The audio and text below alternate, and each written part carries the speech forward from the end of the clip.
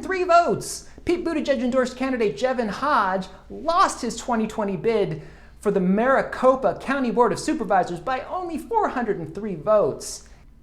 A painful reminder to everyone that your vote counts, my vote counts, your sister-in-law's vote, your neighbors, your friends, your mailman. It is imperative that all of us as activated Democrats make sure that everybody gets out to vote on November 8th, 2022, which happens to be the date of the United States midterm elections. Meanwhile, I want to introduce you to this guy. This is David Schweikart. David Schweikart currently represents Arizona's 6th congressional district, and the grip that Republicans have had on that district is slipping away. Look at this. President Joe Biden didn't win the 6th congressional district of Arizona, but he did win the state of Arizona and was the first Democratic presidential candidate to put Arizona into the blue column since Bill Clinton. So if you add all that together, the amount of blue voters increasing in the 6th congressional district, plus Biden winning Arizona, plus all of these Looney Tune Republicans who insist that there was all this voter fraud in 2020, to the point where they keep accidentally proving that it didn't happen over and over and over and over and over and over again. It's like a Wile E. Coyote kind of thing. But put all that together, and if you're Republican incumbent, Congressman David Schweikart from the 6th District of Arizona, you might be thinking to yourself, gee, re-election might be kind of hard this time.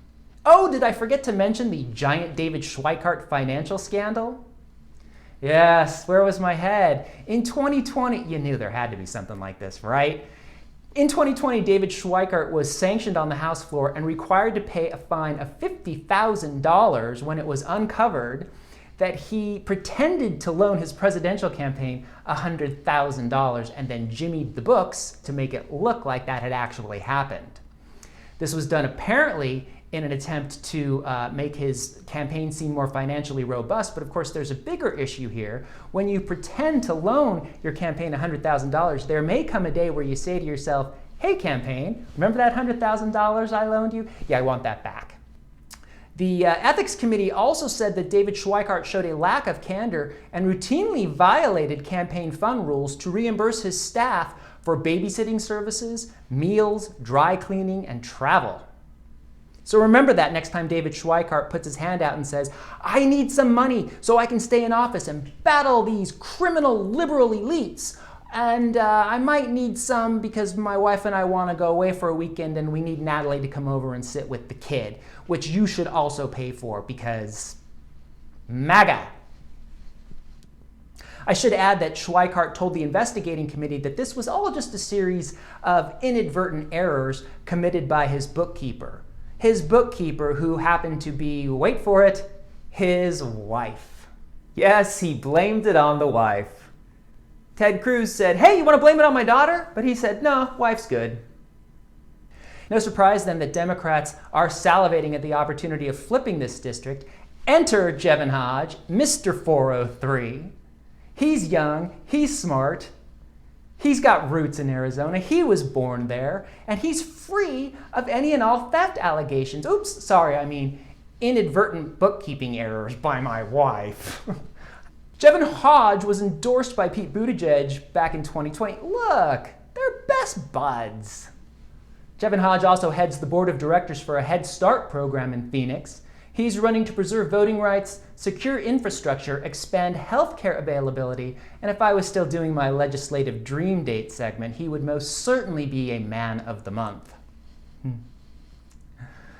Jevin Hodge most likely inherited his political activism and his grassroots inclinations from his mother, Burdetta Hodge. Burdetta Hodge is also a name in politics in the state of Arizona. She is a member of the governing board of the Tempe Union High School District, where she was first elected in 2016 and then re-elected. She was the first African American in history elected to the board.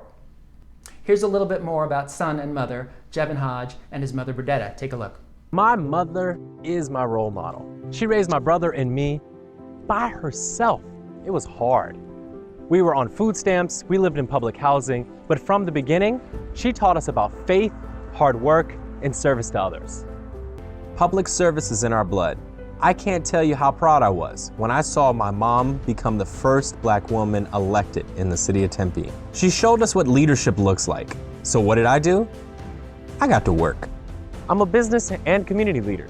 I lead nonprofits like the Booker T. Washington Child Development Center, one of the longest running Head Starts in the state of Arizona. So I understand the power of investing in our communities and helping our students, families, and small businesses where they need it most.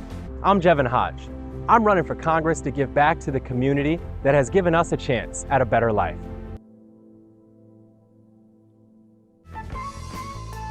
Jevin Hodge has the Pete Buttigieg seal of approval, and he's an up-and-comer, a Democrat for the future. Let's get this man into office already. Allowing him to lose by 403 votes a second time is simply not acceptable. JevinHodge.com is the website if you want to check him out and see if he's the candidate you want to support. I have already contributed to Jevin Hodge for this election cycle. All right, that's it for me. Remember, midterms start now, today, don't wait. I'll see you soon with another campaign contender. In the meantime, warm up those vocal cords. It's time to sing the theme song. You can't be blue. Do, do, do, do.